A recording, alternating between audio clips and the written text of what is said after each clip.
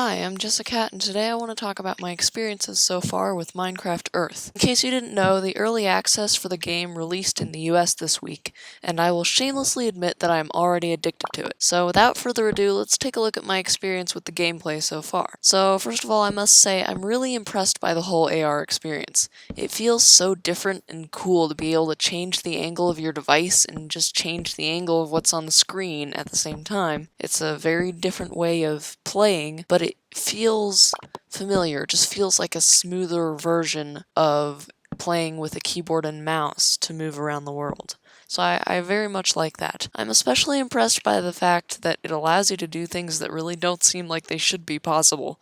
For example, I can point the camera at my build plate above my desk and then move my camera underneath my desk and it'll show me what's underneath the build, which is really wacky and I don't know how it does that, but somehow it does that, and I'm just gonna say it's magic and they're wizards and I don't know, but it's amazing. I also really like the adventure aspect of the game, even though I feel like it's a bit too easy once you have stone tools to clean out an entire adventure with time to spare, so I hope they expand adventures in the future to be a bit bigger and more interesting. Although they might get bigger if you play with more people, I'm not sure, and there are definitely some bigger ones, depending on how difficult the adventure is. I haven't intentionally played with another person before, so I really don't know how the multiplayer aspect works, although I did have one strange experience where there were blocks that seemed to be breaking on their own and a shadow moving around the adventure, so I think I did somehow intrude on someone else's adventure, although I feel like the game glitched out a bit there, and I have no idea who it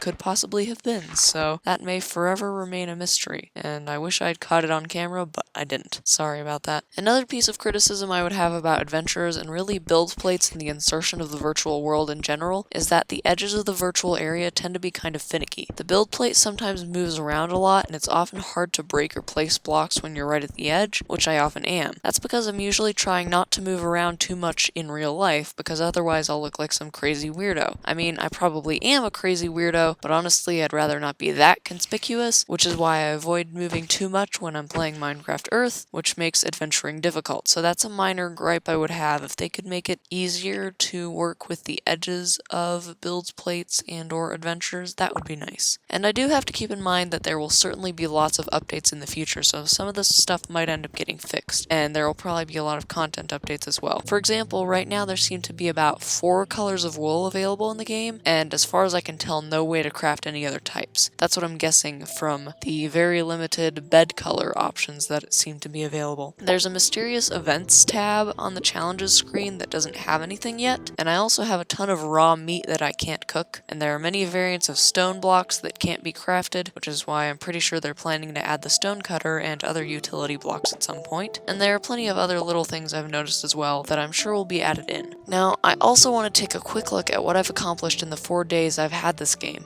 I've collected quite a lot of stuff in my inventory and started a vaguely interesting looking build on my first build plate, but that build plate is the one I usually use for completing daily challenges, so it's really just a bunch of random blocks thrown together. Whatever they wanted me to place, I placed. I have unlocked 2 other build plates as well, one of which, interestingly enough, has leaves sticking out of the build plate limit, and yet I can't build in that spot. There's just random leaves there, and I plan to leave the bottom part of that one intact while building a layered garden above it. Who knows how that'll turn out, but I think it's a fun idea. The other build plate I haven't done anything with yet, but I do have plans to use it for a video, which I will hopefully release next week. I have also completed all of the daily challenges twice this week, although yesterday there was a daily challenge that I did not manage to complete, which was a challenge where you had to get 3 epic tappables, and I didn't get a single epic tappable that day, and I thought it was a little bit unfair because I did check for tappables quite a lot, and I tapped a lot of tappables, but I think that was just totally down to chance, and I think it seems like a very difficult challenge unless you're like literally playing the game all day, and I don't think they should be encouraging you to play the game all day, but maybe that's what they're trying to do. I don't know. And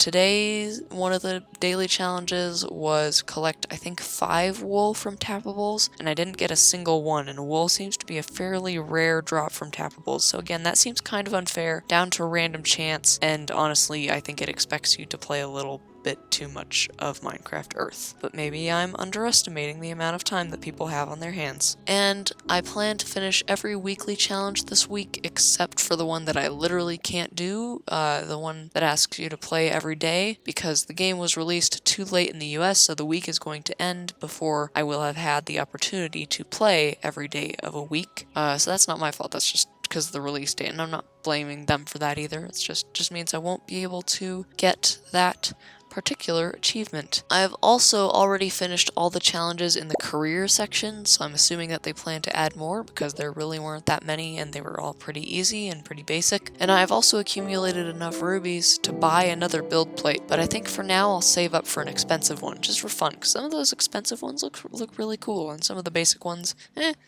they're interesting, but they're kind of basic, you know? And I have plenty of space in my existing build plates for now, so it's not like I need another one. Finally, I've created a character who is basically a combination of what I look like in real life and my traditional Java skin. I wish they allowed you to upload your own skin like you can in Java or Bedrock, but it looks like they're not planning to do that, which is fine, honestly, I don't mind. I do like the way my character looks now, I think. She looks pretty cool, and I actually like the hair on her better than on my original skin. So yeah, that's pretty much it for my thoughts on Minecraft Earth. I'm enjoying it so far, and I'm excited for it to expand further. If you want to stay updated on my Minecraft Earth shenanigans, make sure you follow me on Twitter at JessicatMC, because I've been posting occasional updates there, and stay tuned for more videos about this game, although I will, of course, continue to post normal Java Edition stuff as well, so don't worry about that.